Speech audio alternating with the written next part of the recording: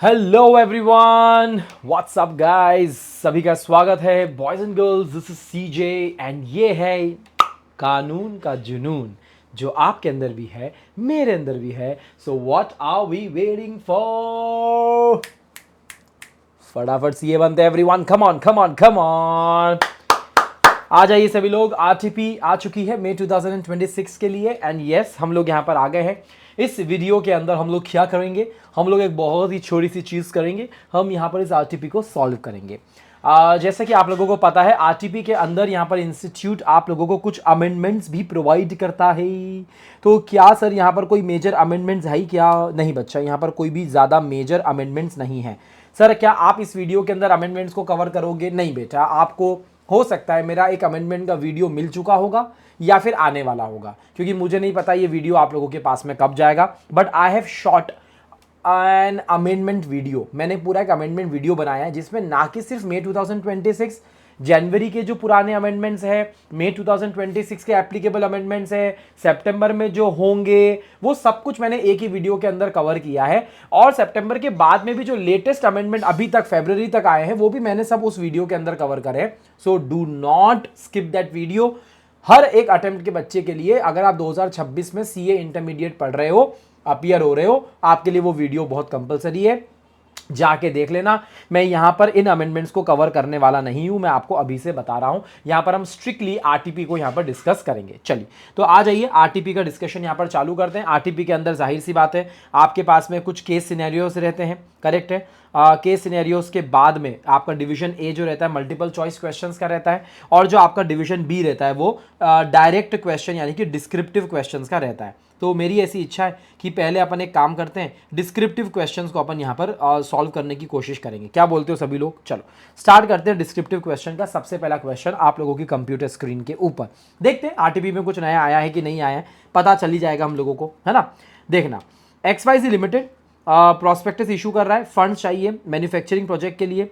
Successfully funds को raise करने के बाद में उसने आइडेंटिफाई करा है, कंपनी ने एक इन्वेस्टमेंट अपॉर्चुनिटी है भैया दूसरी डिफरेंट इंडस्ट्री के अंदर 6 महीने के बाद में, जिसकी वजह से उनको क्या करना पड़ेगा, फंड्स को ना, उनको सिग्निफिकेंट पोर्शन जो फंड है ना, उन्होंने पैसा जो लिया है प्रोस्पेक्टस के थ्रू, वो उनको दूसरी जगह लगाना है। The proposed investment involve trading in equity shares of other listed company. ओ भाई साहब, अभी से सुनने में अच्छा नहीं लग रहा है मेरे को। भाई साहब, पब्लिक से पैसा लिया है प्रोस्पेक्टस के थ्रू, और वो जो पैसा है वो उनको ऑब्जेक्ट के अलावा और कहीं लगाना है। अनयूज्ड पैसा है, अनयूटिलाइज्ड पैसा है, उसको ट्रेडिंग करने का भैया दूसरी लिस्टेड कंपनी के शेयर्स के अंदर। देखते हैं क्या होगा।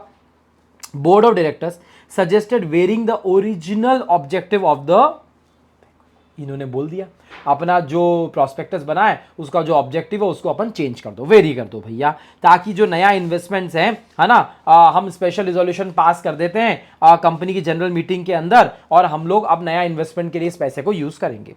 While the promoters and the controlling share holders supported this change, सब लोग सपोर्ट कर रहे हैं। कुछ शेयर होल्डर्स हैं, डिसेंटिंग शेयर होल्डर्स हैं, जो बोल रहे हैं कि अब भैया सुनो ना यार, हमको ये डेविएशन पसंद नहीं आ रहा भैया, ये डेविएशन हमको पसंद नहीं है। ठीक है, आपने जो इनिशियली बोला था आप उसी ऑब्जेक्ट के हिसाब से चलो, आप बदलाव मत करो। Based on the provision of the companies act advice करिए ऐसे प्रपोजल की वैलिडिटी क्या होती है टूवर्ड्स द न्यू इन्वेस्टमेंट, हम लोगों से पूछा जा रहा है। जाहिर सी बात है, हम लोग कहां पर है बेटा? हम लोग हैं प्रोस्पेक्टस चैप्टर के अंदर। आइए देखते हैं रिस्पेक्टिव सेक्शन कौन सा है। देखो भैया, प्रोस्पेक्टस चैप्टर के अंदर एक खतरनाक सेक्शन है जो कि है सेक्शन नंबर 27। अच्छा, मेरा साथ दीजिएगा और मुझे एक बात बताइएगा, एक सिंपल सी बात बताइएगा। 27 ने किस बारे में बात करी है? वेरिएशन के बारे में बात करी, करेक्ट है। अच्छा, आप ये वेरिएशन कहाँ कर रहे हो? आप प्रोस्पेक्टस के ऑब्जेक्ट के अंदर कर रहे हो, करेक्ट है ना। अच्छा, मुझे एक बात बताओ, क्या ऐसा किया जा सकता है? 27 बोलता है कि यस आप ऐसा कर सकते हो। इसके लिए हमको क्या करना पड़ेगा? तो उन्होंने बोला कि यार इसके लिए आपको स्पेशल रिजोल्यूशन पास करना पड़ेगा। एक काम करते हैं, अपन अपने स्टार शीट के ऊपर चले, आ जाओ। हाँ, ये स्टार शीट है आपकी, जरा देखना। Yes, a company can very well do so, they can very the object unless, भैया अनयूटिलाइज्ड पैसा रखा हुआ है आपके पास में, आप वेरी करना चाहते हो तो मेरी बात सुनो, आपको स्पेशल रिजोल्यूशन पास करना है, अनयूटिलाइज्ड है, पोस्टल बैलेट के थ्रू। अच्छा, वेबसाइट पे डालना पड़ेगा नोटिस, आपको वेरिएशन जो आप कर रहे हो ऑब्जेक्ट के अंदर, आपको 2 न्यूज़पेपर के अंदर डालना पड़ेगा, और उसके अंदर जस्टिफिकेशन लिखना पड़ेगा। पास नंबर 1 के अंदर एग्जिट ऑफर देना पड़ेगा जो डिसेंटिंग शेयर होल्डर्स है उनको। और सबसे इंपॉर्टेंट पॉइंट जिसके ऊपर ये क्वेश्चन बना हुआ है बेटा, क्वेश्चन बना हुआ है funds can not be used to invest trade buy equity shares of other listed company. भाई साहब एकदम क्लियर कट मना किया गया है सेक्शन नंबर 13 के अंदर कि आप ये काम नहीं कर सकते। तो भले ही कंपनी ने यहां पर स्पेशल रिजोल्यूशन पास कर लिया हो, फिर भी क्या वो ऐसा कर पाएंगे? प्रमोटर और बाकी सारे शेयर होल्डर सपोर्ट कर रहे हैं कि हाँ भैया चलेगा चलेगा, भैया तो भी नहीं कर पाएंगे। तो क्या वैलिडिटी ऑफ प्रपोजल क्या होगी भैया?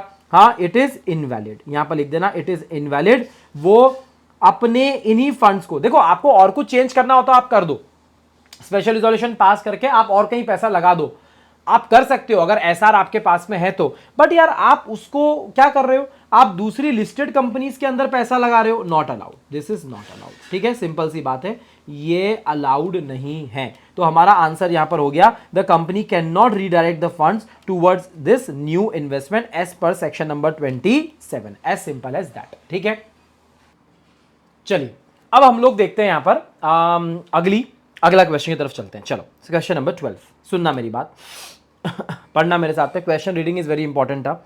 जॉन प्राइवेट लिमिटेड, भैया प्राइवेट लिमिटेड कंपनी है, अनलिस्टेड कंपनी है, 2012 के अंदर बनी है। शेयर कैपिटल जो है वो 50 करोड़ रुपए की है। भाई साहब 50 करोड़ रुपए लिख देते हैं, पेड अप शेयर कैपिटल लिख दो भैया यहाँ पर साफ साफ। Company decided to issue sweat equity shares, भैया इसको हाईलाइट करिए जरा, स्वेट इक्विटी शेयर्स हाईलाइट करना है, शायद इसके ऊपर ही क्वेश्चन है अपना। ठीक है, डायरेक्टर्स एंड एम्प्लॉइज को करना है। चलो ठीक है भैया, डेफिनेशन याद करना है एम्प्लॉइज की स्वेट इक्विटी के हिसाब से, है ना। Company decided to issue 10% issue करना है, which in total will add up to 30% of its paid up equity shares. देखो भैया इनका कहना है कि उनको 10% स्वेट इक्विटी शेयर्स इशू करना है, which in total will add up to 30% of its paid up equity shares. मतलब आप जो 10% कर रहे हो पेड अप इक्विटी शेयर्स के अंदर, वो 30% को एडअप करेगा with a lock in period of 5 years. 5 साल का लॉक इन पीरियड है as it is a startup company. लो भैया स्टार्टअप कंपनी है, सारी चीजें डाल दी गई है। Sweat equity shares by a startup company, बताओ प्रोविजन एकदम बरोबर है कि नहीं है? मैं आप सभी लोगों को यहां पर ले चलना चाहता हूं सेक्शन नंबर 54 के अंदर। हम लोग आ जाएंगे हमारे chapter share capital and debenture के अंदर, सेक्शन 54 के अंदर। आप मुझे एक बात बताइए, क्या स्वेट इक्विटी शेयर्स यहां पर इशू किए जा सकते हैं? The answer is yes, definitely answer इसका यस है। एक काम करते हैं, स्टार शीट पे चलते हैं और पूरा यहां पर डिस्कशन करते हैं। देखो भैया 54 के अंदर स्वेट इक्विटी शेयर्स जो है, पहले तो डेफिनेशन दी गई है कि कंपनी स्वेट इक्विटी शेयर्स किसको इशू करते हैं। तो मेरी बात सुनो, परमानेंट इंप्लॉइज को करती है, and any director whether or not whole time directors, India में हो आउटसाइड इंडिया हो, होल्डिंग सब्सिडरी के हो, कुछ भी हो, सब कुछ चलेगा। तो मुझे एक बात बताओ, यहां पर तो वो क्या कर रही है? यहां पर वो अपने परमानेंट इंप्लॉयज और डायरेक्टर्स को दे रही है। अच्छा क्वेश्चन में क्या लिखा हुआ जरा देख लो, क्वेश्चन में क्या लिखा हुआ है? डायरेक्टर्स और इंप्लॉयज, तो चलेगा भैया, अपन अज्यूम करेंगे परमानेंट इंप्लॉयज को दे रहे हैं, यहां पर फालतू की बातें यहां पर नहीं करेंगे। ठीक है, आगे एक्सेप्शन कुछ है क्या सेक्शन नंबर 53 का? अरे यार 53 में बोला गया था ना यार कि आप ये सब काम नहीं कर सकते, करेक्ट है। तो उन्होंने बोला, मेरी बात सुन लो, अगर आप चाहो तो अपने एम्प्लॉइज को, परमानेंट एम्प्लॉइज को, अपने डायरेक्टर्स को नो हाउ के लिए, आईपीआर के लिए, वैल्यू एडिशंस के लिए आप ना डिस्काउंट पे इशू कर सकते हो, कोई दिक्कत की बात नहीं है, एज अ रिवॉर्ड। इसलिए इसको 53 का एक्सेप्शन बोला गया है। प्रोसीजर क्या है? आर्टिकल की परमिशन चाहिए, एसआर चाहिए, एसआर है एक्सप्लेनेटरी स्टेटमेंट चाहिए, सारी इंफॉर्मेशन वहां पर लिखी रहेगी, कौन किसको क्या कब कितना पैसा क्या। एससीएस जो जब भी होगा वो एग्जिस्टिंग क्लास ऑफ शेयर्स के लिए होता है। लिमिट कितनी है? अब सुनना, आप बोलोगे कि सर 10% इशू किया जा रहा है, करेक्ट है। यहां पर बोला गया है 15% paid up equity share capital का, 5 करोड़ वैल्यू का, विच एवर इज हायर, और ओवरऑल लिमिट पूरे जिंदगी भर में 25% कर सकते हो, पर ये एक स्टार्टअप कंपनी के लिए 50% अलाउड है। तो मुझे एक बात बताओ, एक और इंफॉर्मेशन, 3 साल का लॉक इन पीरियड यहां पर सेक्शन नहीं बोल रखा है, प्रोविजन ने बोल रखा है 3 साल में ट्रांसफरेबल नहीं होगा। और मैंने आपको देखो बराबर बोला है, can not go beyond this. मैंने लिख रखा है यहां पर 5 साल नहीं हो सकता, पढ़ाते पढ़ाते भी 5 साल नहीं हो सकता, क्वेश्चन उसी पे बना है। अब मुझे एक बात बताओ, सिंपल सी बात है, अगर आप बोलोगे जॉन प्राइवेट लिमिटेड जो कि एक अनलिस्टेड कंपनी है, चलो हमने माना ठीक है, आप अनलिस्टेड कंपनी हो, परफेक्ट है, आप स्टार्टअप कंपनी हो, परफेक्ट है, आपको 50% हम लोग अलाउ करते हैं, कोई दिक्कत की बात नहीं है। अच्छा, यहाँ पर जनरल मीटिंग के अंदर बैठकर आपको क्या करना पड़ेगा? तो हमको ये चीज़ें लिखनी पड़ेगी बेटा। क्या लिखनी पड़ेगी? पहली चीज़ आर्टिकल का परमिशन चाहिए रहेगा, दूसरी चीज़ हमको यहाँ पर स्पेशल रिजोल्यूशन चाहिए रहेगा, एज सिंपल एज दैट। ठीक है, ये 2 चीज़ें तो हम लोगों को चाहिए रहेगी। क्योंकि आप स्टार्टअप कंपनी हो, आप 50% तक जा सकते हो, 50% तक आप जा सकते हो of paid up share capital. अब और ये भी किसके लिए होता है बेटा, यहाँ पर लिख के आना आंसर के अंदर, स्टार्टअप जो कि 10 ईयर्स वाली स्टार्टअप है, 10 साल वाली जो स्टार्टअप होती है उनके लिए यहाँ पर होता है। ठीक है, अब चौथी इंपॉर्टेंट बात, यहाँ पर लॉक इन में गड़बड़ हो गई।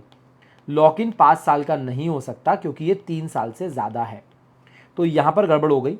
आपको एसआर वगैरह सब पास करना पड़ेगा, लॉक इन भी आपको रखना पड़ेगा, आप सारे काम कर सकते हो, कोई दिक्कत की बात नहीं है, 50% तक जा सकते हो। अभी तो आप 10% पे ही हो, हम आपको मना नहीं करेंगे, लेकिन मेरी बात सुनो ना यार, लॉक इन आप 3 साल करना, ये बात यहाँ पर गड़बड़ है, बाकी सारी बातें सही है। तो बस यही आपका क्वेश्चन नंबर 12 है।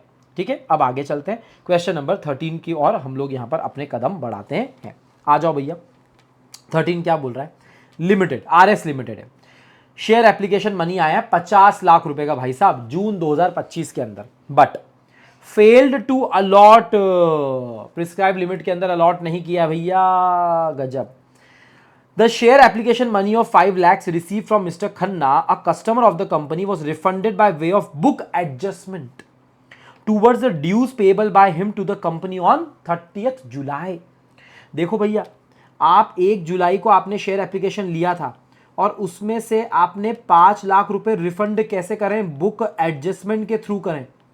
ये बुक एडजस्टमेंट किसका करा है आपने, मिस्टर खन्ना का, और वो भी कब करा है बेटा, आपने करा है 30 जुलाई को। जरा डिफरेंस देख लेना, पूरा जून और पूरा जुलाई, 2 महीने हो चुके हैं भैया, 60 दिन हो चुके हैं। कंपनी सेक्रेटरी का कहना है रिपोर्टेड, उन्होंने रिपोर्ट करा बोर्ड को, entire amount of 50 lakh shall be deemed to be as deposits. उनका कहना है कि 50 लाख को पूरा डिपॉजिट माना जाए और कंपनी को यहां पर कंपनीज एक्ट के प्रोविजन से कंप्लाई करना पड़ेगा। In relation to this amount you are required to examine the validity of the reporting of this whole amount as deposit. बताओ भैया, कंपनीज एक्ट के हिसाब से बराबर है कि नहीं है? आपको जाहिर सी बात समझ में आ रही है, हमको कहां जाना है, हमको जाना है हमारे चैप्टर डिपॉजिट्स के पास में, और डिपॉजिट कब माना जाता है कब नहीं माना जाता है। तो मैं आपका ध्यान यहां पर आकर्षित करना चाहूंगा, आपने रूल 21C की नेगेटिव लिस्ट मेरे साथ में पढ़ी कि नहीं पढ़ी है? उसके अंदर अगर आपको याद आ रहा हो तो मैंने ना 5 तरीके के क्या कहते हैं ग्रुप्स बनाए थे। ग्रुप्स, एक पहला ग्रुप बनाया था हम लोगों ने इंस्टीट्यूशंस का, दूसरा बनाया था हमने इंस्ट्रूमेंट्स का, याद आ रहा है? उसके अंदर मैंने शेयर एप्लीकेशन फॉर्म के साथ में, मतलब शेयर एप्लीकेशन मनी की बात करते हैं हम लोग कि शेयर एप्लीकेशन का मनी जो है, करेक्ट है। एक काम करते हैं ना, पूरा इसका स्टार शीट देखते हैं, कम ऑन।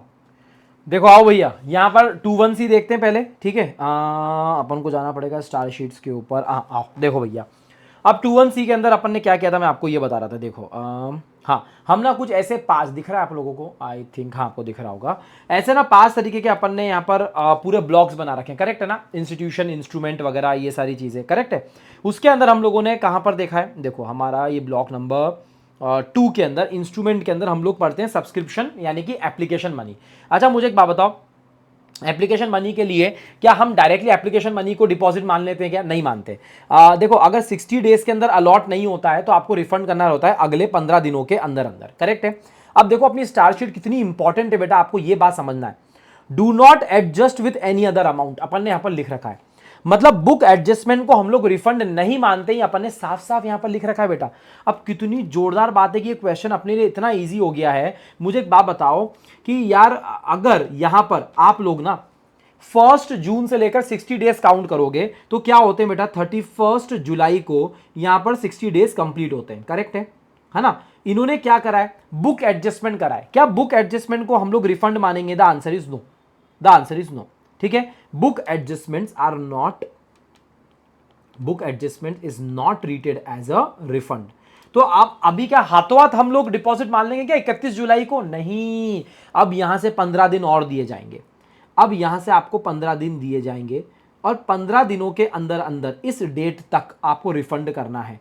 अगर इस डेट तक आपने रिफंड नहीं करा तो फिर इस डेट पर हम लोग इसको डिपॉजिट मानेंगे।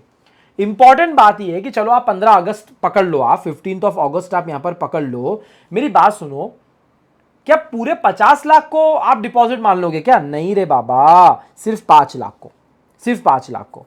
हम पूरे 50 लाख को थोड़ी ना मानेंगे, 5 लाख को हम लोग डिपॉजिट मानेंगे। और वो भी कितनी तारीख को मानेंगे? हम यहां पर 15 अगस्त को मानेंगे। क्यों? क्योंकि यार ये जो बुक एडजस्टमेंट है उसको रिफंड नहीं माना जाता है। ये 2-1 आपको एकदम सिंपल तरीके से लिख के आना है। यही आपका क्वेश्चन नंबर 13 है। आ जाओ, शॉर्ट शॉर्ट में कर रहे हैं बेटा, है ना, आपका भी ज्यादा टाइम नहीं जाना चाहिए, प्रैक्टिस भी प्रैक्टिस हो जाए, सारी चीजें यहां पर कवर हो जानी चाहिए। ठीक है, आ जाओ। PQR Limited, a manufacturing company, is in the process of expanding its operations. To support this expansion, PQR ने एक plot of land लिया, बिल्डिंग है उसके ऊपर, और दूसरी कंपनी से लिया, ABC से। देखो क्वेश्चन करा हुआ है अपना। Another company in the same industry, एक कंपनी ने दूसरी कंपनी से एक लैंड खरीदा, लैंड के ऊपर बिल्डिंग ऑलरेडी है। जो प्रॉपर्टी ऑब्वियसली ABC के पास में थी, है ना, उसके ऊपर ऑलरेडी चार्ज क्रिएटेड था, किसके, बैंक के फेवर में एज अ सिक्योरिटी, क्योंकि ABC लिमिटेड ने लोन ले रखा था। ठीक है, देखो सारी चीजें सही सेम लिखी हुई है। अब ये जो चार्ज है ना वो ABC लिमिटेड के नाम से रजिस्टर्ड होगा, क्योंकि ABC लिमिटेड अपना कौन है बेटा, बोरोवर है, तो बैंक के पास में, चार्ज होल्डर के पास में ABC का नाम लिखा हुआ है ना।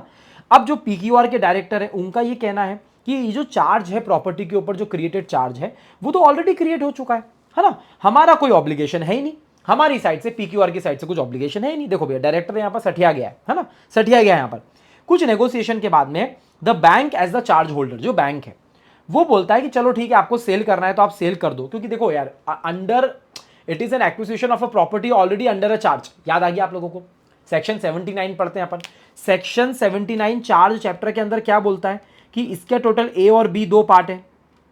ए के अंदर acquisition of property already registered under the charge, correct है, और बी के अंदर मॉडिफिकेशन है। अभी इसकी बात नहीं कर रहे हैं, इसकी बात कर रहे हैं। तो ये क्या बोलता है कि आपको 77 के अंदर जाकर आपको क्या करना पड़ेगा, फ्रेश रजिस्ट्रेशन करना पड़ेगा। इतना तो बच्चा बच्चा जानता है यार, फोकट की बातें कर रहे हो यहां पर यार। हाँ चलो, अच्छा मुझे मेरी बात सुनो, 79A लिख के आएंगे हम लोग, 77 लिख के आएंगे, पूरी प्रोसेस लिख के आएंगे। ठीक है, हाँ, with the condition that PQR limited must register a new charge. सही बोल रहा है बैंक भैया, एडवाइस करो डायरेक्टर को।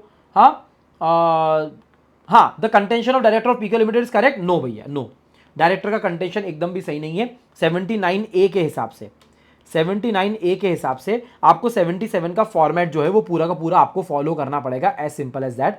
क्योंकि यहां पर जाहिर सी बात है कि you are acquiring a property, और ये किसकी रिस्पॉन्सिबिलिटी बेटा, जो बंदा अक्वायर कर रहा है, जो कंपनी अक्वायर कर रही है, अक्वायरिंग कंपनी की जिम्मेदारी होती है। तो यहां पर PQR जो अक्वायरिंग कंपनी है ना, इसको फ्रेश रजिस्ट्रेशन लेना पड़ेगा।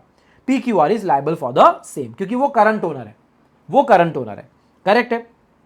ठीक है, चलो तो भैया आपका कहना है कि हमारा कोई फ्यूचर ऑब्लिगेशन नहीं होगा, ये गलत बात है भैया। चलो चल हटा सावन की घटा, इसमें ज्यादा जरूरत नहीं है, अपन को आगे बढ़ते हैं।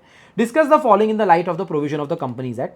Mister Prem and his wife Archana jointly hold shares of ABC Limited in a demat account. In such circumstances, which of the following joint holders be entitled to exercise the voting rights through e-voting facility? अरे यार बहुत simple काम हो गया यार। मुझे एक बात बताओ, e-voting के लिए मतलब अपन लोग आ गए बेटा मैनेजमेंट एंड एडमिनिस्ट्रेशन चैप्टर के अंदर यार। अच्छा पहली बात, क्या जॉइंट होल्डर्स हो सकते हैं कि नहीं हो सकते हैं, अपन को तो ये बात करना भैया।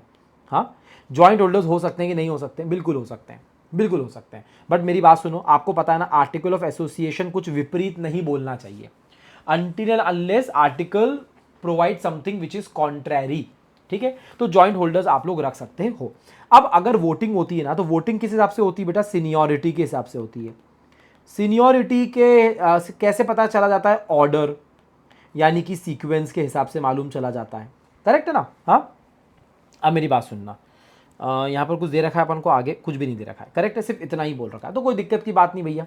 यहाँ पर अब क्या करेंगे, जब भी ई वोटिंग होती है बेटा, ई वोटिंग इलेक्ट्रॉनिक वोटिंग होती है 108 के हिसाब से, तो हम किसको अपॉइंट करते हैं बेटा, हम लोग स्क्रूटनाइजर को अपॉइंट करते हैं।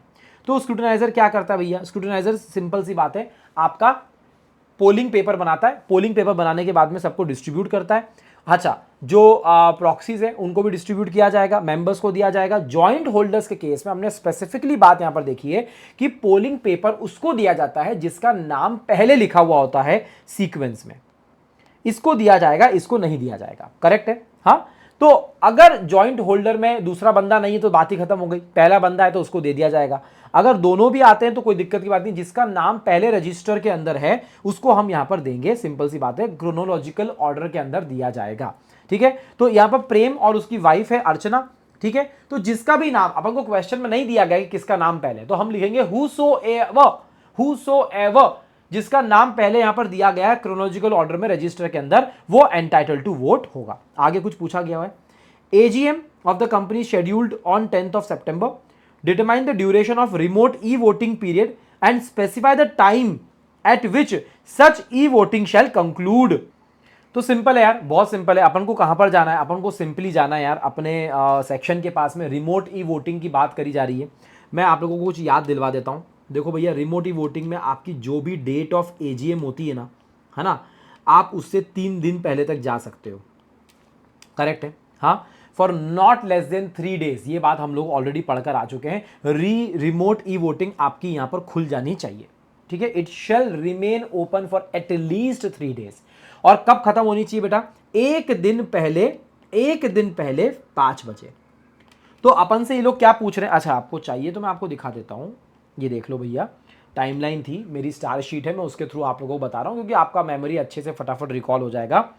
पहले हम कट ऑफ डेट बनाते हैं, वो सारी इन्फॉर्मेशन छोड़ दो। ये मेरी डेट ऑफ एजीएम है, तो मैं मिनिमम 3 दिन पहले जाऊंगा, 1, 2 एंड 3 स्टार्ट करूंगा। और मैं एंड कब करूंगा? क्लोज करूंगा बेटा मैं पहले, एक दिन पहले शाम को 5 बजे, अगर मेरी ये मीटिंग डेट है तो जाहिर सी बात है यहाँ पर हमको क्या करना है?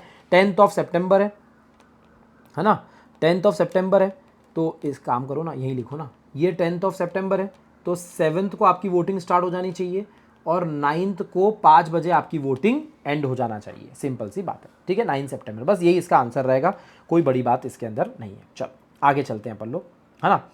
आ जाओ भैया, prime 16th question. Okay guys, 16th question, come on everyone, आ जाइए। प्राइम इंडस्ट्रीज लिमिटेड एक पब्लिक लिमिटेड कंपनी है, 800 मेंबर्स है। 800 मेंबर्स है, मुझे पता है क्या लग रहा है पढ़ते ही, 800 मेंबर है मतलब जाहिर सी बात है इन्होंने नंबर ऑफ मेंबर्स दिया, तो कहीं ना कोरम वोरम के ऊपर क्वेश्चन बनाएंगे ये लोग। ठीक है, और कोरम कब तक प्रेजेंट होना चाहिए वगैरह वगैरह, बट देखते हैं, let's not jump into it. ये मैं कर रहा हूँ, आप लोगों को ऐसा नहीं करना है, क्वेश्चन आधा अधूरा पढ़ के दिक्कत आ जाएगी बेटा, है ना। 800 members convenes its general meeting at 11 AM, 15 तारीख को। The article of association do not prescribe a higher quorum. चलो भैया, अपना काम हो गया, कोई दिक्कत की बात नहीं है, अपना काम हो गया। अपन को कोरम में क्या बोला जाता है? प्राइवेट कंपनी के केस में 2, या फिर आर्टिकल बोले whichever is higher. Article कम नहीं बोल सकता। ये तो पब्लिक कंपनी हो गई, तो अपन क्या जाएंगे? अपने ब्रैकेट में जाएंगे, अपने पास जो स्लैब रेट्स जो दे रखे ना, स्लैब्स जो अपन को दे रखे हैं, अपन उसके अंदर जाएंगे। ठीक है, अपन देखेंगे अभी। At the meeting the following individuals are present. कौन कौन है? राहुल शर्मा है, अर्जुन मेहता है, नेहा कपूर है, करण देसाई है, माया रेड्डी है। इतने लोग हैं। अब कौन कहां से किसके बिहाफ पे आया जरा देख लेते हैं। राहुल, प्रिया, विक्रम, 3 है बेटा, तीनों इंडिविजुअल मेंबर्स है प्रेजेंट इन द कोरम। कोई दिक्कत है क्या भैया? काउंट करो 3। ठीक है। Arjun Mehta authorised bye horizon private limited, भैया एक बॉडी कॉर्पोरेट के बिहाफ पे आया है। ठीक है, through a board resolution to represented. Count करेंगे क्या? बिल्कुल करेंगे, 1 काउंट कर दो।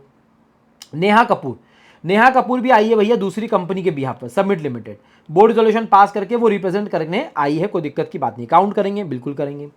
करण देसाई और Maya Reddy, 2 individual members present only by proxy.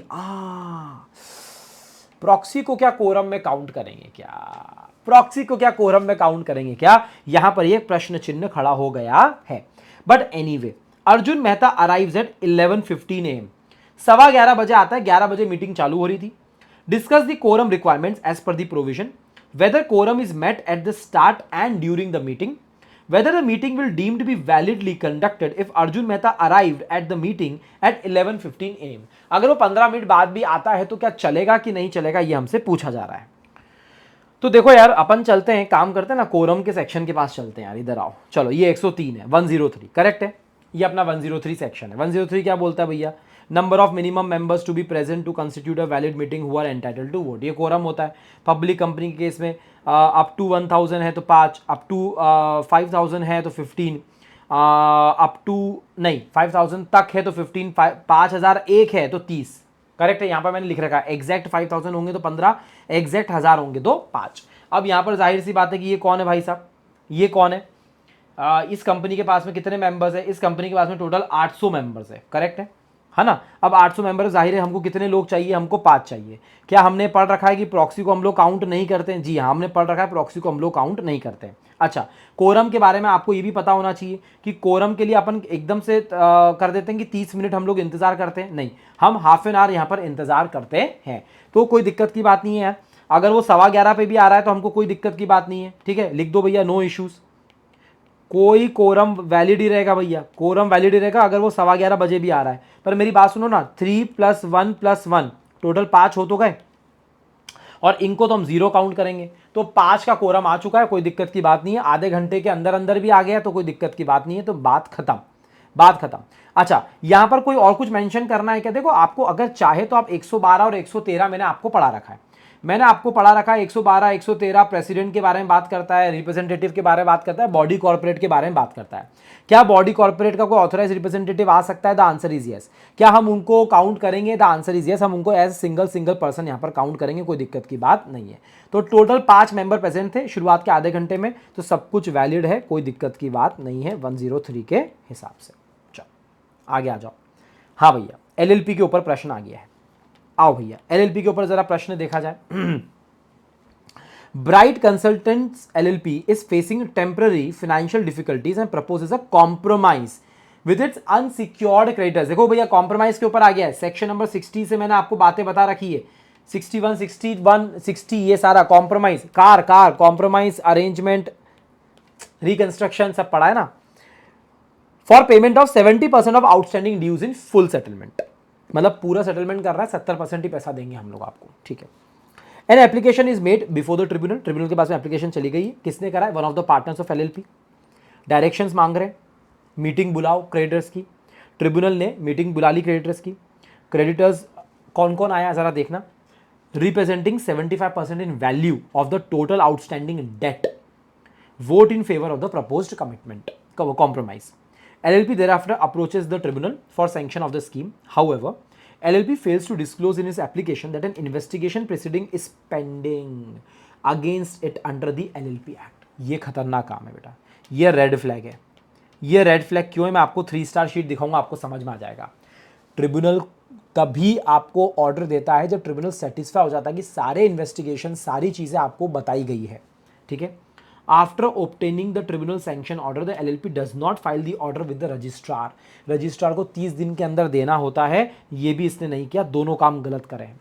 एक डिसेंटिंग क्रेडिटर चैलेंज कर रहा है validity of the compromise on these grounds. एक क्रेडिटर बोल रहा है गलत काम किया है। Examine the provisions whether the compromise can be sanctioned by the tribunal despite non disclosure of pending investigation. 1, मैं अभी से इसका आंसर नो दे रहा हूं, अपन इसको 3 स्टार शीट से देखेंगे।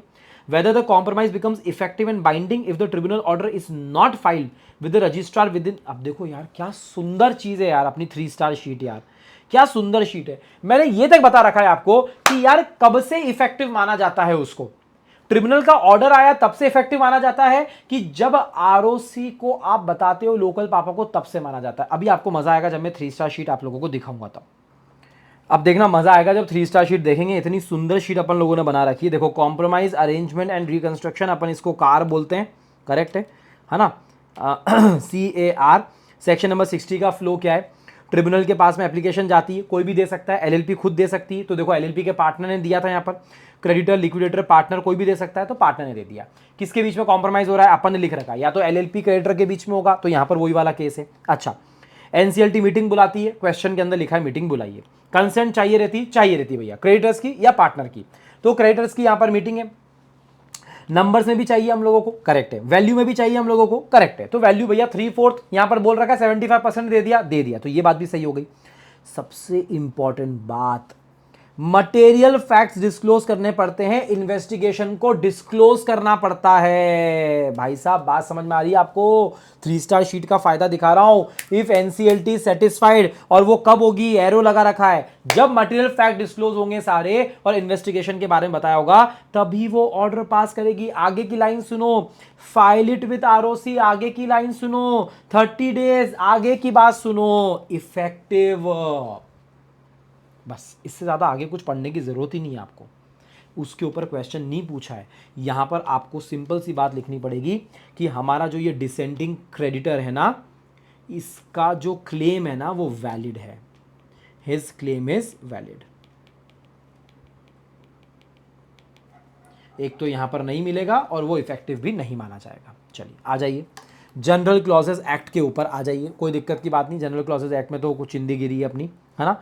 नेशनल इंफ्रास्ट्रक्चर अथॉरिटी एक्ट, कोई एक्ट है, सेंट्रल एक्ट है, वो बोलता है कि चेयरपर्सन जो है नेशनल इंफ्रास्ट्रक्चर अथॉरिटी का, उसके पास में पावर रहेगी लाइसेंस को देने की, करेक्ट है, for strategic highway projects.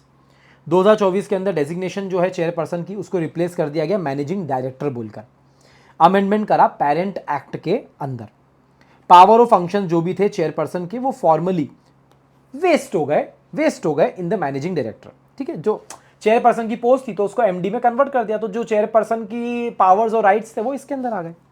Dispute आया, कंपनी ने चैलेंज किया validity of a license granted by MD on the ground that the original provision of the act referred only to the chairperson and not to the MD. उनका कहना भैया original act की अगर बात सुने तो भैया ये तो प्रोविजन अप्लाई होता है एमडी के ऊपर, चेयरपर्सन के ऊपर, एमडी के ऊपर तो नहीं होता है। तो डिस्प्यूट आ गया भैया, जहां पर कंपनी ने चैलेंज कर दिया कि ये जो लाइसेंस है ये वैलिड नहीं है। कंपनी का ये कहना है कि since the act specifically mention chairperson only that office holder could exercise the power and not any successor authority. Company का कहना है कि सिर्फ हमने यहां पर चेयरपर्सन की पावर के बारे में लिखा है, तो भैया चेयरपर्सन को ही यहां पर मानना पड़ेगा, उसकी जो पावर है वो सक्सेसर अथॉरिटी के पास में नहीं जाएगी। मैंने कहा अरे बाप रे बाप। With reference to the provision of General Clauses Act relating to successors examine whether the license granted by the managing director is valid or not। ये डायरेक्टली क्वेश्चन है बेटा सेक्शन नंबर 17 के साथ में। अगर आपको याद आ रहा हो, एकदम से याद नहीं आएगा, जनरल क्लॉजेस एक्ट के अंदर 17 का क्या कहना होता है। 17 का ये कहना होता है कि अगर कोई लॉ है ना, वो किसी पर्सन के ऊपर एप्लीकेबल है टू अ स्पेसिफिक पर्सन, ठीक है, जो उस कैटेगरी के फंक्शंस में इन्वॉल्व है, यानी कि एक ऑफिस के साथ में इन्वॉल्व है। चेयरपर्सन इज एन ऑफिस, उसकी गद्दी पे जो बैठा हुआ है वो एक इंसान, एक इंडिविजुअल है। चेयरपर्सन एक ऑफिशियल टाइटल है, करेक्ट है ना। अब उसके जो पावर्स और फंक्शंस हैं वो उसके सक्सेसर पे जाएंगे कि नहीं जाएंगे, तो उसके साथ में आ जाता है सेक्शन नंबर 18 साथ में। सेक्शन नंबर 17 के साथ में सेक्शन नंबर 18 साथ में आता है। ठीक है, तो हमने बोला कि भैया जो सक्सेसर है उनके ऊपर भी ये चीजें एप्लीकेबल होगी कि नहीं होगी। द आंसर इज यस, बिल्कुल होगी, कोई दिक्कत की बात नहीं है।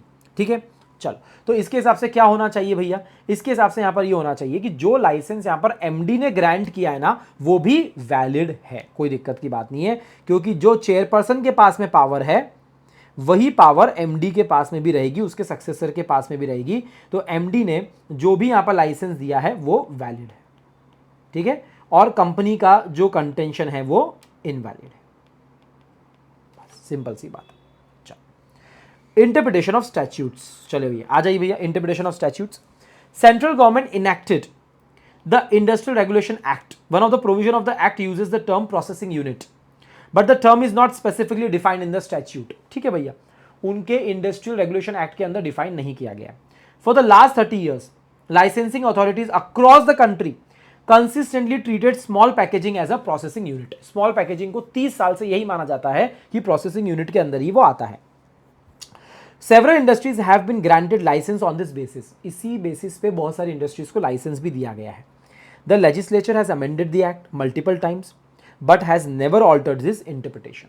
इंटरप्रिटेशन को आज तक ऑल्टर नहीं किया गया है, जो चल रहा है वो चलता जा रहा है। In one case high court ने ये एक्सेप्ट किया है this long standing practice while deciding a dispute. और एक डिस्प्यूट हो रहा था तो हाई कोर्ट ने बोला कि भैया सालों से यही परंपरा चलती आ रही है, हम उसको ही मानेंगे। Recently, a new regulatory authority has taken a different view and denied license to its packaging unit, arguing that processing unit should be interpreted strictly as per the dictionary meaning and not according to the past administrative practice. The affected company challenges this decision, contends that long-standing usage and practice should guide the interpretation of the statute. While interpreting a statute, what is the effect of usage, custom and long-standing practice? हम लोगों से relevant principle और Latin की Maxim's पूछी जा रही है, जिसके बारे में हमको यहाँ पर बात करना है। अगर मैं आप लोगों को थोड़ा सा यहाँ पर एक हिंट क्या दूँ, अगर अपन बात करें, क्या मैं ऐसा बोल सकता हूँ ये इफेक्ट ऑफ यूसेज के ऊपर ये क्वेश्चन को बनाया गया है? बताओ, क्या मैं बोल सकता हूं इफेक्ट ऑफ यूसेज के अंदर आप लोगों ने दो मैगजीम्स को यहां पर देखा है? चलिए आइए यहां पर अपन 3 स्टार शीट को देखते हैं। देखिए आइए आप यहां पर iOS, ये देखिए आप usage.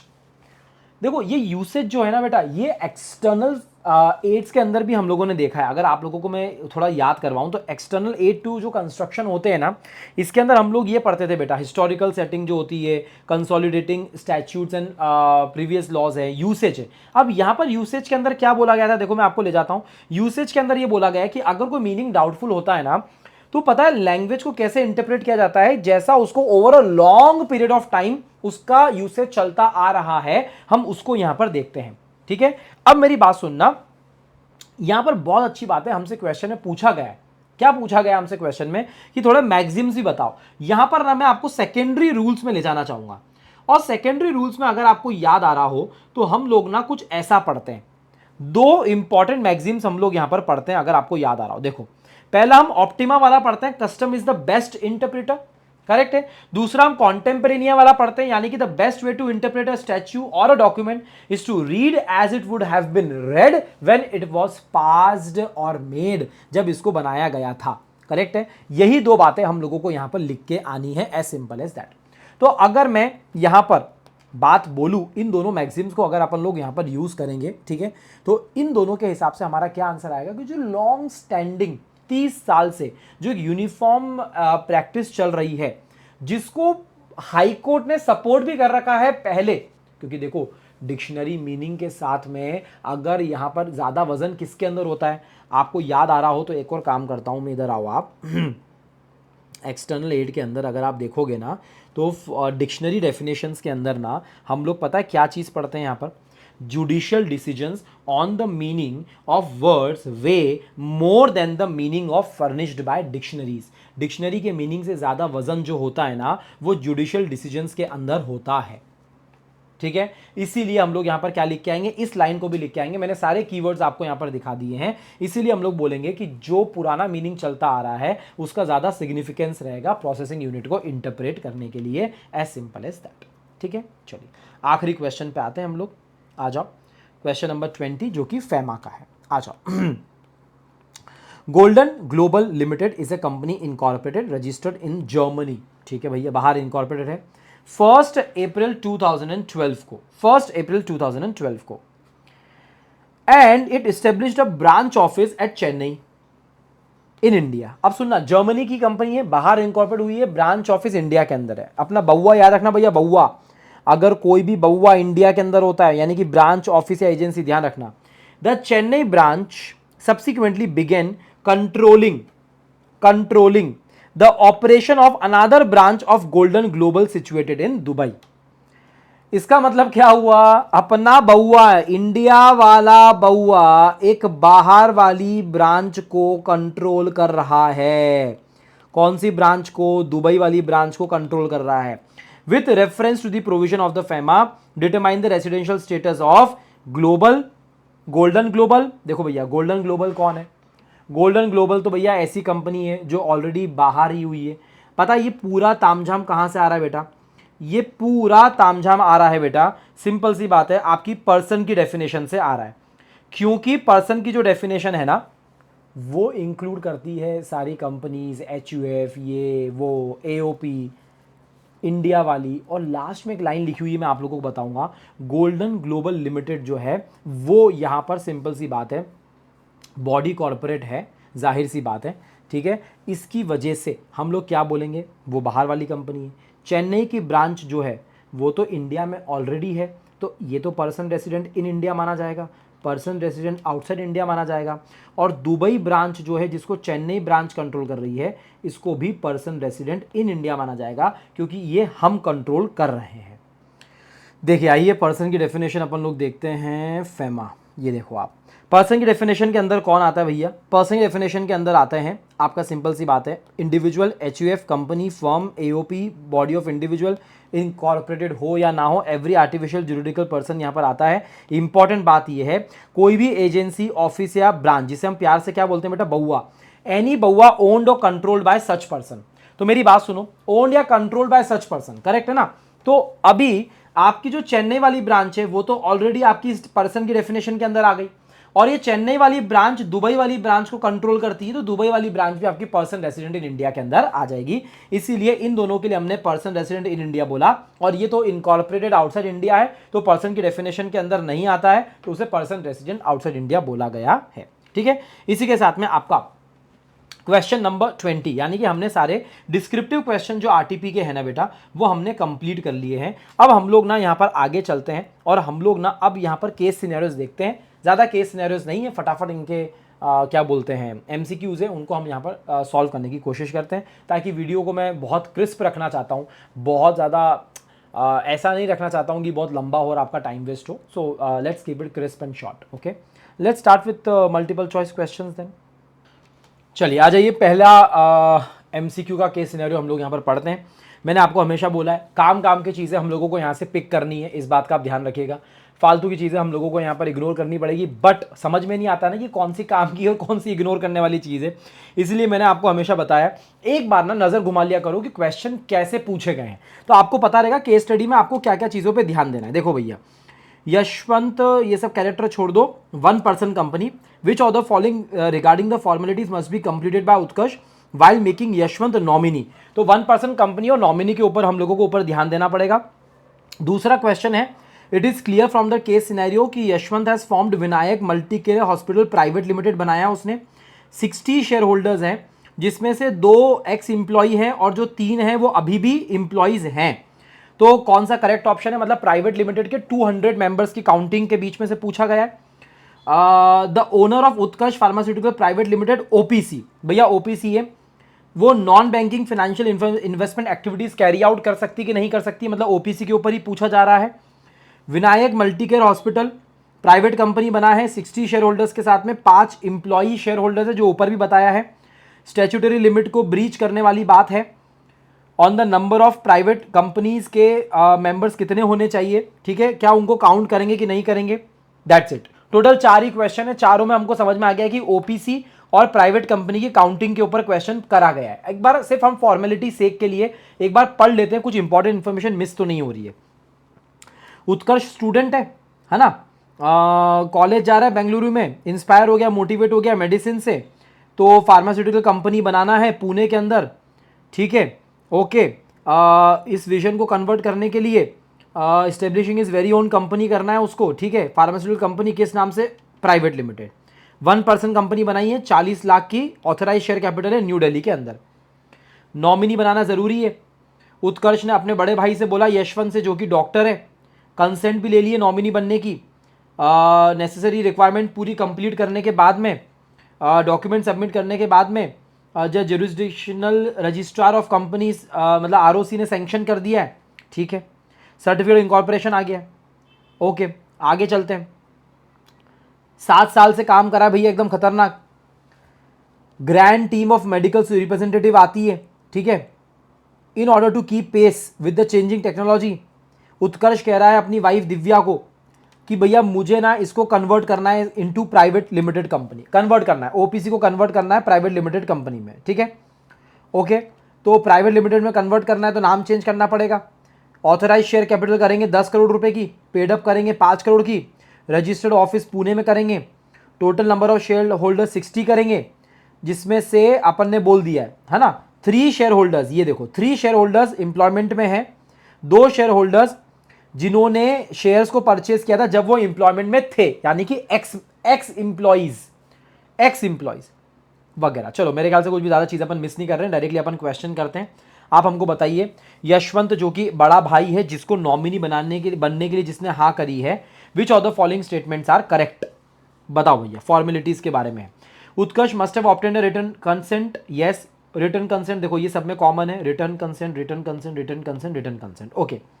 And stated his name as nominee in memorandum, stated his name as nominee in article, no need, भैया ये तो गलत है, इसको तो क्रॉस करो यार, इसको क्रॉस करो। Must obtain return consent with in 15 days after incorporation, must be kept in records नहीं भैया, ऐसा तो कुछ खतरनाक रूल बना हुआ तो नहीं है भैया। आर्टिकल में तो नाम नहीं जाता है, मेमोरेंडम में नाम जाता है, तो इसलिए हमारा पहला ऑप्शन एकदम परफेक्ट रहेगा कि जो नॉमिनी होता है उसका रिटर्न कंसेंट लेटर लिया जाता है और नॉमिनी का नाम दिया जाता है नॉमिनी क्लॉज के अंदर, सिंपल सी बात है, इसलिए ए हमारा एकदम परफेक्ट है। It is clear from the case scenario that Yashwant has formed Vinayak. हाँ, अब बताओ भैया क्या करना है, 2 एक्स एम्प्लॉयज़ हैं और 3 जो है वो आपके करंट एम्प्लॉयज़ है, करेक्ट है, बताओ भैया। Vinayak multicare hospital private limited can issue shares to maximum 150 persons, बताओ भैया। 150 को और दे सकता है, 140 को और दे सकता है, 145 को और दे सकता है, या फिर मैक्सिमम 90 पर्सन्स ओनली। देखो भैया प्राइवेट लिमिटेड कंपनी है, 200 तक जा सकते हैं, इन 200 की काउंटिंग में हम किसको बाहर कर देते हैं? 200 की काउंटिंग में हम लोग बाहर कर देते हैं एग्जिस्टिंग इंप्लॉयज को और एक्स इंप्लॉयज को, 3 और 2। तो भैया इनको काउंट नहीं करेंगे तो 195 काउंट नहीं करेंगे, हम तो 200 ही काउंट करेंगे, 200 ही काउंट करेंगे। अभी कितने हैं उसके? 60 इंप्लॉयज और है, 60 तो उसके मेंबर्स ऑलरेडी है, तो भैया फिर 200 ही है, तो फिर 140 हमारा सही आंसर होगा। 140 करेक्ट है। सिंपल सी बात है, क्योंकि सिंपल सी बात है, एक्स इंप्लॉयज जो भी होते हैं, अगर वो फॉर्मर एम्प्लॉय थे, जिस टाइम पे वो एम्प्लॉयमेंट में थे उस टाइम पे वो मेंबर बने थे, आज वो एम्प्लॉयमेंट में नहीं है but still they are holding the shares, तो सिंपल सी बात है हम उनको इंक्लूड नहीं करते हैं 200 के अकाउंट में, और एग्जिस्टिंग एम्प्लॉयज़ को भी हम लोग इंक्लूड नहीं करते हैं। इन पाँचों को हम लोग इंक्लूड नहीं करेंगे तो 200 है, 60 उसमें से ऑलरेडी है, तो जाहिर सी बात है हम लोग क्या करेंगे भैया, हम लोग और 140। देखो इसका आंसर कैसे होगा मैं आपको बताता हूँ, आप लोग इसको थोड़ा ऐसे देखो, जस्ट अ सेकेंड।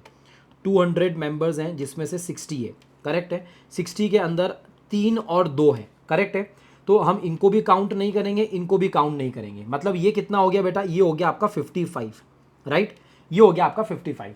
अब 55 ही काउंट करा जाएगा, 60 काउंट नहीं किया जाएगा, क्योंकि 3 एग्जिस्टिंग है और 2 फॉर्मर है, इन दोनों को हम काउंट नहीं करेंगे। तो 5 हटा दो, 60 में से 5 गए तो 55 हो गए, तो मैं और कितने कर सकता हूं? तो मेरा आंसर आएगा 145। ठीक है, तो मैंने थोड़ा सा आप लोगों को दिमाग लगाने के हिसाब से मैंने बोला है, इसलिए हमारा आंसर बी नहीं, हमारा आंसर सी होगा 145, क्योंकि हम इन 5 को काउंट नहीं करेंगे।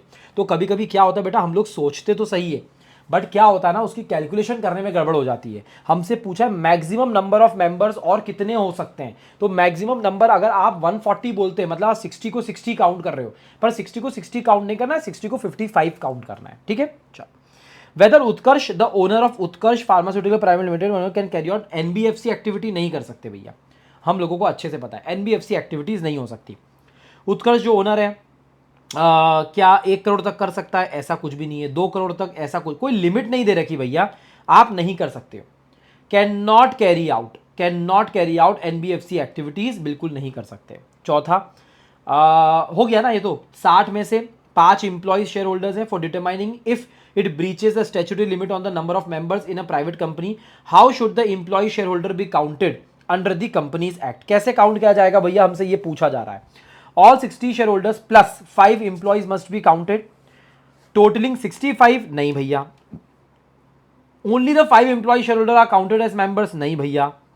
Only the shareholders who are not employees are counted because employee shareholders are excluded। ये सुनने में मुझे ठीक लग रहा है, पर डी भी अपन लोग यहां पर पढ़ रहे थे। Neither the 60 shareholders nor 5 employee shareholders are counted। नहीं भैया, गलत है, तो हमारा आंसर सी हो गया भैया। ठीक है, चलो आगे चलते हैं। अगली केस सिनेरियो जाने से पहले अपन एमसीक्यू देख लेते हैं। क्या है भैया? एलएलपी के ऊपर है। General consequences if an LLP is reduce to only 1 partner. भैया एक पार्टनर के नीचे चले गए तो क्या होगा? And no new partner is admitted within the prescribed period. ये तो हमको अच्छे से पता है यार, हाँ हमको अच्छे से पता है कि जो एक एलएलपी है बेटा, है ना, वो एलएलपी के अंदर मिनिमम 2 पार्टनर्स होने चाहिए। 6 महीने तक एक अकेला पार्टनर काम कर सकता है, बट लेकिन उसके बाद में जो पार्टनर होता है वो पर्सनली लायबल होता है। The LLP and the remaining partner may continue temporarily, बिल्कुल सही बात है, but the remaining partner can become personally liable if a new partner is not admitted within the statutory limit. भैया answer तो यही सही लग रहा है मुझे, बाकी पढ़ लेते हैं। LLP may continue its business indefinitely? नहीं भैया, 6 महीना ही है। LLP is automatically converted into traditionally partnership? नहीं भैया। LLP is required to immediately cease all business? नहीं भैया, immediately 6 महीने का टाइम दिया जाता है। If LLP continues business with only 1 partner beyond the statutory grace period which is 6 months without admitting a new partner, what is the typical nature of the remaining partner's liability? Personally liable होता है, personally liable होता है, simple सी बात है। क्या है? The remaining partner continues to enjoy full limited liability? नहीं। Remaining partner may be held personally liable? Yes. Yes, similar to a traditional unlimited? Yes. The remaining partner becomes personally liable only if the living partner consents in writing? नहीं भैया, ऐसी कोई condition नहीं है। Remaining partner becomes liable only for intentional wrongs? नहीं भैया, सभी कामों के लिए। हमारा आंसर होगा B. Assume Mr. Y has resigned from ABC Solutions LLP and his cessation has been duly filed and recorded। Resign करके चले गए, रेजिग्नेशन का केस हो सकता है भैया, देख लो। हाँ, अब creditor supplies goods 2 months later relying on old stationery still showing mister Y as a partner. Mister Y का नाम अभी वहां पर दिख रहा है। What is the most likely legal situation of mister Y regarding his new debt? भैया बताओ क्या होता है ऐसी स्थिति के अंदर? रेजिग्नेशन पार्टनर जो होता है, बराबर है, वो जा चुका है। अब ट्रेडिशनल पार्टनरशिप के अंदर मैंने आप लोगों को बताया था कि आपको ना पब्लिक नोटिस देना पड़ता है और यहां पर आरओसी को बताना पड़ता है। क्या यहां पर आरओसी को बता दिया? उन्होंने बोला yes it is been duly recorded, it is been duly filed and recorded with ROC. तो क्या मिस्टर वाई की कोई लाइबिलिटी रहेगी? नहीं, मिस्टर वाई की कोई लाइबिलिटी नहीं रहेगी, because he validly cease to be a partner and proper notice was given. मेरे हिसाब से तो आंसर यही होना चाहिए, बाकी पढ़ लेते हैं। Remaining partner may be held personally liable similar to a partner in a traditional unlimited partnership form for obligation incurred during the non compliant period. नहीं भैया, रिमेनिंग पार्टनर की बात नहीं चल रही है। The remaining partner becomes personally liable only if the living partner consent. नहीं भैया, उसी ऑप्शन को रिपीट कर दिया गया। The remaining partner becomes liable only for non intentional wrong. नहीं भैया, इन्होंने वही ऑप्शंस को रिपीट कर दिया है, कोई दिमाग नहीं लगाया है, बट एक सही ऑप्शन डाल दिया है बस। हे भगवान, आरटीपी है बच्चों के लिए ये। ठीक है, चलो। Can supplier proceed against mister x personal property for recovery of 50 lakhs? कुछ हुआ होगा ऊपर, अपन लोग देख लेते हैं। कुछ केस स्टडी के अंदर दे रखा है किसी सप्लायर ने 50 लाख रुपए के लिए केस करा है। हाँ, 50 लाख रुपए के लिए केस किया है। ठीक है, mister X having knowledge of mister Y cessation. जो मिस्टर एक्स सप्लायर है उसको पता है, उसको नॉलेज है कि मिस्टर वाई अब यहाँ पर पार्टनर नहीं रहे। ठीक है, वो वहाँ पर पार्टनर नहीं रहे, फिर भी वो यहाँ पर बिजनेस कर रहा है। अब मुझे एक बात बताओ, क्या सप्लायर मिस्टर एक्स जो है personal property for recovery of 50 lakh, क्या ऐसा कर पाएगा कि नहीं कर पाएगा जो सप्लायर है हमारा? The answer is straightforward. Mr X is liable और not? No. LLP liability is always unlimited? नहीं, गलत बात है। एलएलपी की लाइबिलिटी क्या unlimited? Mr Y and X share liability equally because partners are always jointly liable for LLP debts? नहीं भैया, ऐसा नहीं है। मिस्टर एक्स अकेला लाइबल होगा, मिस्टर वाई का तो सेसेशन हो चुका है और बाहर वाली पार्टी को, सप्लायर को भी पता है। हमारा आंसर यही है। चलो, 2 इंडिपेंडेंट एमसीक्यू है, 9 और 10, इनको करते हैं और अपना आरटीपी खत्म हो जाएगा। ठीक है, XYZ Limited is a company with 51% of equity shares held by state government of Maharashtra, 49% by private investors. Board of XYZ seeks to appoint an auditor for the upcoming financial year. Which of the following statement is correct? Appointment of an auditor. भैया section 139 के ऊपर question है, specifically government company के case में। देखो भैया, government company के case में आ जाओ। फर्स्ट ऑडिटर की बात चल रही है क्या? जल्दी देखो। नहीं, सिर्फ ऑडिटर लिखा हुआ है, मतलब सब्सीक्वेंट ऑडिटर की बात चल रही है। ठीक है, मतलब एक गवर्नमेंट कंपनी के अंदर सब्सीक्वेंट ऑडिटर को अपॉइंट कौन करेगा और कितने समय के अंदर करेगा? देखो भैया, गवर्नमेंट कंपनी तो मैंने आपको हमेशा सिखाया है, C&AG यहां पर फोकस में आ जाता है। करेक्ट है। जरा ऑप्शंस अपन यहां पर देखते हैं भैया क्या है। The board of XYZ has the authority to appoint the auditor through a board resolution. Board तो नहीं कर सकता। The controller and auditor general of India will appoint, ये सही लग रहा है। शेयर होल्डर्स नहीं, स्टेट गवर्नमेंट नहीं, तो भैया अपना आंसर बी हो गया। बहुत सिंपल था आप लोगों के लिए। अगला question, listed company has a net worth of 480 crore and turnover of 1200 crore, net profit of 3 crore. हमसे पूछा गया है CSR की एप्लीकेबिलिटी क्या है? बोलो भैया, CSR की एप्लीकेबिलिटी क्या है, हमसे पूछा गया है। भैया सिंपल है, CSR की एप्लीकेबिलिटी चेक करना है आपको। मैंने आपको सिखाया है 500, 1000 और 5। इस पे आ जाओ भैया। हाँ, 500 करोड़ नेटवर्थ बराबर है टर्नओवर एंड नेट प्रॉफिट। और इन सब में आपको क्या लगता है, सारी कंडीशन फुलफिल करनी है क्या? नहीं, सारी कंडीशन फुलफिल करने की जरूरत नहीं है। 500 करोड़ या उससे ज्यादा, 1000 करोड़ या उससे ज्यादा, 5 करोड़ या उससे ज्यादा, करेक्ट है। मुझे क्या बताओ, यहां पर कितना है? 480 है, तो ये तो कम हुआ। ये हो गया यार, 1200 करोड़ हो गया भैया, ये कंडीशन फुलफिल हो गई। 3 करोड़ है तो कम है, कोई दिक्कत की बात नहीं, एक कंडीशन फुलफिल हो गई है। चलो, CSR provision applies because it satisfies the turnover threshold even though the net worth and net profit are not met। भैया ये सही लग रहा है मुझे तो। CSR provision does not apply, नहीं भैया गलत बात है। applies only if the company shares are listed, नहीं भैया ऐसी कोई कंडीशन नहीं है। CSR provision does not apply, यहां पर ही खत्म कर दो। तो हमारा आंसर यहां पर क्या हुआ? सिंपल हुआ, ए हुआ। चलो, इसी के साथ में आपका जो RTP है बेटा वो खत्म होता है। RTP के हमने सारे क्वेश्चंस कर लिए। ठीक है, मैं आप लोगों को बस यही बोलना चाहता हूं, मैंने जो स्टार्टिंग में बोला था, amendments are मैं लिख देता हूँ, amendments are covered in a separate video, in a separate video. Amendments एक अलग सेपरेट वीडियो में मैंने कवर करे हैं, तो वो आप लोगों को देखना है विदाउट फेल, इस बात का ध्यान रखना। और आरटीपी का वीडियो हमारा यहाँ पर ही खत्म होता है। आई होप आप लोगों की तैयारी बहुत ही अच्छी चल रही होगी, जोरों शोरों से चल रही होगी। आज के इस वीडियो के लिए इतना ही। Thank you so much guys, this is CJ signing off for today. I will see you guys in the next one with a different topic and with a lot more energy. Until then, thank you so much. Bye bye. Take care. And most important, love you all. Thank you so much, guys. Bye bye. Bye, bacha log. Thank you. Bye bye.